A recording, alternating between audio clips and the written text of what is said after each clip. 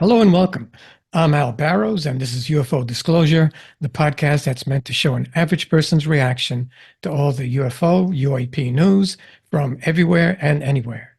Today, I'll be discussing one of the strangest days in UAP history. April the 24th, 1964, in a place called Estella, Pennsylvania. This is Irene and Warren Feister and their farmhouse near Estella, Pennsylvania.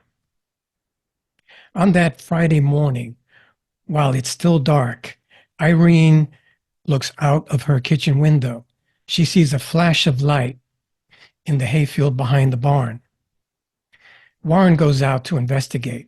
He discovers an 8-foot circle burned into the ground. The outer edge is about 8 inches wide. Warren's son was 23 years old at the time. He saw the crop circle too. Gary's wife, Linda, says people were struggling to come up with an answer. Neighbors came and he was looking at it and he said, oh yeah, they had a study of something about some kind of fertilizer spots. They thought maybe it was that. She says there were other small circles nearby. More circles showed up later. The Towanda paper stopped the press and added the story to the front page, and it said that the grass inside the circle was much greener than the grass outside. Rich Higley was 10 years old at the time. His parents owned a farm just down the road. Of course, knew the Feisters. Warren was our rural mail deliverer. I just remember probably being scared. It wasn't man-made, I'll tell you that right now. It wasn't man-made. That's 99.9% sure it wasn't man-made. The same morning, the crop circle was discovered in Pennsylvania. Another farmer, Gary Wilcox, is spreading manure in his field in Newark Valley, New York. He notices a flash of light at the top of the hill and goes up to investigate. In this clearing, he walks up to a metallic craft, 20 feet long and 4 feet high, hovering above the ground. Two alien creatures, 4 feet tall, with arms and legs covered by an aluminum-type bodysuit, are there. They start talking to him telepathically. During the conversation, and it was a long one, they ask Gary for fertilizer. The two aliens go back inside the craft and it disappears. That afternoon, Gary returns with a 75-pound bag of fertilizer and leaves it. The very next day, the bag is gone. A few days later, a reporter talks to Gary on the phone in this barn. How close did you get to it? A couple inches. I was touching it for about 2 hours. What did the surface look like it was made out of? Oh, aluminum colored, whitish colored. It had a whitish cast to it, but it wasn't bright. It was shiny, but it wasn't real bright. It was just like a dish of some kind of cooking dish, really, about what it was. Now, did a door open before these people came out of it? How did they appear? How did you meet the little men? Well, I don't know. I was feeling everything there, just getting ready to come back down and call the sheriff up and see if something had fallen off an airplane, but I was kind of wondering, too, because it was off the ground. It was about 4 foot off the ground and had this idling noise. And, I don't know, nothing happened. I was touching it there for a couple of minutes, and I was just getting ready to go, and from underneath it someplace, I don't know, these two things or men or whatever they are came. They're about 4 foot high. I don't know what they are or who they were, but they talked to me for about 2 hours up there. You could perfectly understand them. Yeah, they talk better English than you're talking. Did they talk with any kind of an accent? No accent or nothing. I spoke German and Russian when I was in the service, and nothing like either one of them. 9 hours later, on that same Friday, April the 24th, 1964, police officer Lonnie Zamora is on patrol in Socorro, New Mexico. He hears an explosion and drives up to investigate. He goes up this dirt road. 200 yards to his left, he spots a large, shiny, egg-shaped object resting on 4 legs. Two NHIs, non-human intelligences, 4 feet tall, covered in white, stand beside the craft. He approaches the object to get a better look. It slowly rises straight up. A blue flame comes out of the bottom, making a loud sound. Then it goes silent and disappears off into the distance. Other witnesses in Socorro see the same object leaving the area. Close inspection of the scene reveals bushes with burnt marks. There were 4 rectangular holes, 10 inches wide, 8 inches deep, that are found in the rocky soil. Sergeant Zamora, still in shock from what he saw, is interviewed by the local radio station. Now, you did say that you saw 2 what appeared to be people dressed in white uniforms with, did they have helmets on like spacemen or anything? No, sir, I wouldn't say it. They're people. I saw something white coverall. That's what I could say. They looked like they were something in white coverall. Right. But you couldn't identify them as actually being a human being as you and I are. No, sir, I couldn't. But or what then? Well, I would say that this white object turned and saw me. Yes. Were they 2 of them? I would say there were 2 because one was in front and the other object was in back. Did you have a chance to notice what kind of a doorway they had to this object, this flying object? Didn't notice any doors, no. And when it took off, it made a loud roaring sound. Is that? Yes, sir. That very loud noise, roar sound. And then after it got up in the air about 20 feet, well, the sound seemed to disappear. The sound was disappeared and was very, very quiet. You could hear a pin drop there. So all this happened on April the 24th, 1964. The Warren Feister incident, Gary Wilcox, and the famous Lonnie Zamora incident all happened on the 24th of April, 1964. And none of these individuals had anything to gain. They never exploited their stories, never cashed in on it. If anything, they had their reputations to worry about. Back then, you were stigmatized when you were associated with a UFO encounter. All three, though, witnessed something powerful. And there were commonalities in all 3. And what they all 3 had in common was bright lights that they saw. There was evidence left on the ground. All the imprints that were found were all about 8 inches wide and 8 inches deep. Lonnie and Gary Wilcox both saw a white egg-shaped craft. And there were certain agricultural commonalities. Gary's aliens asked for fertilizer. They were very interested in what he was doing. And the Feister's grass grew better in the landing site afterward. So could it have been the same NHIs and the same UAP in all 3 incidents? An interesting thing here, same descriptions of the NHIs. Could these NHIs have been sightseeing? Could it have been the same NHIs and the same UAP in both incidents? Sergeant Lonnie Zamora pursues a vehicle along Highway 85 near the town of Socorro. Lonnie Zamora is an experienced on-duty police officer engaged in a high-speed chase when all of a sudden his attention is caught by a flame in the sky. Thinking he may have witnessed a car accident, Zamora breaks off his chase to investigate. He soon realized this was no car.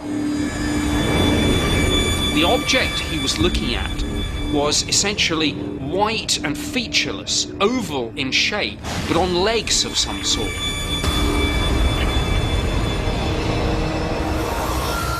Suddenly, in the distance, flame shoots out from the bottom of the object, and it takes off. This is is like nothing he's ever seen before. The speed, the acceleration, the shape of this thing, it's extraordinary. Zamora files a report of the event. It becomes known as the Socorro incident. The FBI, the Army, the Air Force, everyone wants to know what's going on. Zamora saw the craft just a few miles from the White Sands missile range, home to the U.S.'s classified weapons delivery systems. 30 years later, two former military officers reveal that at White Sands in 1964, there were experiments going on with the lunar surveyor. In preparation for the Apollo missions, NASA's lunar surveyors gathered data about the lunar moon's surface. Pre-mission testing took place in the New Mexico desert. These survey probes, when they were tested on Earth, were deployed by helicopter. And this is almost exactly consistent with what Lonnie Zamora saw. Did Zamora see a NASA probe? While some of the facts fit, many investigators point to discrepancies in the theory. Helicopters are loud. And he would have heard that. He would have seen the helicopter. Lonnie Zamora reported this object as being about 30 feet to 40 feet long. The lunar surveyor, however, is only about 14 feet long, so that's not it. More than 50 years after the strange event in New Mexico, the Socorro incident remains unexplained. Could the UAP that Lonnie Zamora saw have been the same one as the one Gary Wilcox saw? They certainly sound the same. And this is exactly what Gary Wilcox saw, and this is exactly what Lonnie Zamora saw, except I think Lonnie Zamora's had an emblem right about here, but he also described 4 feet individuals. But Lonnie Zamora spent just a few seconds looking at the craft and the NHIs, whereas Gary Wilcox spent 2 hours. This is the craft that Lonnie Zamora, or this is an artist's rendering of what Lonnie Zamora saw. And the only difference between this one and Gary's is that Lonnie Zamora noticed this emblem here. And there were various sketches that were made. This is all an artist's rendering. Lonnie Zamora checked off the ones that were correct. So the craft stood horizontally with these legs. The emblem looked closest to this, and this is Lonnie's version of what the emblem looked like. So this emblem here is correct. This is an artist's rendering of what Lonnie Zamora saw. That's a picture of Gary Wilcox in a suit on his tractor. This is an artist's rendering of what Gary Wilcox saw. There's a craft there hovering with the 3 whitish, 4 feet tall entities coming out with their trays of soil.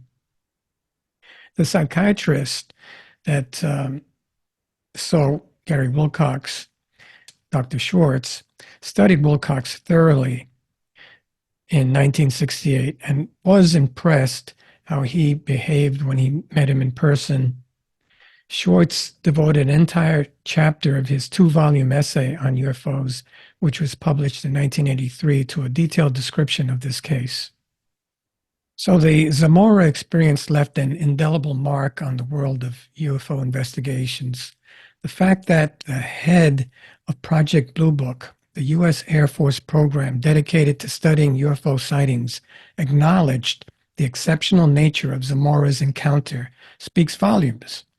It underscored the inexplicable and puzzling aspects of the incident that defied conventional explanations. This case has intrigued UFO researchers and enthusiasts alike. Zamora's account stood out as a unique and compelling piece of evidence. His experience serves as a reminder of the enduring mysteries that surround unidentified flying objects, or UAPs, and the ongoing quest for understanding the truth behind these extraordinary encounters. Zamora, just like Gary Wilcox, was credible and respected.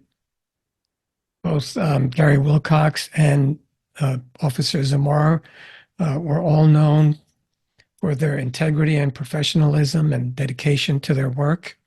This added credibility to their account, and it made their testimony all the more compelling. And both of them were not prone to fantasy or embellishment. None of them profited from their stories. However, the incident did take a toll on Officer Zamora personally.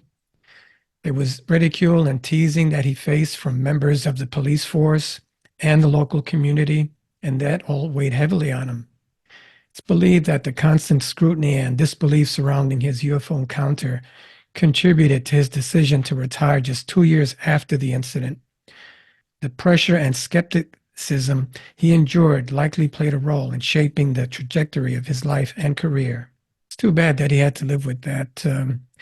Gary Wilcox, on the other hand, didn't experience so much of that, and he didn't care as much. Eventually, Lonnie Zamora, despite his initial interest surrounding his UFO sighting, Lonnie Zamora eventually grew tired of the subject. He avoided both ufologists and the Air Force. He chose instead to focus on his daily life. He found work managing a gasoline station and distanced himself from the UFO community. Zamora passed away on November the 2nd, 2009, just not too long ago, in Socorro. So he stayed in Socorro, and he died at the age of 76. But he left behind a legacy intertwined with mystery of his otherworldly encounter. There's another shot of him looking at the UAP leaving. So I thought that was interesting that those incidents all occurred on April the 24th, 1964. The Feister incident, the Wilcox incident, and the famous Lonnie Zamora incident. And it seems as though it's the same NHI, same UAP that traveled all the way from Pennsylvania, New York to New Mexico, where finally Lonnie Zamora saw them. I hope you guys enjoyed that. My name is Al Barrows. This has been UFO Disclosure, talking about the strangest day in ufology history. Don't forget to share, like, and subscribe. Let's send out a positive shield of protection for all the lonely and scared kids in war-torn Gaza and the Ukraine. Thank you all for listening to my podcast.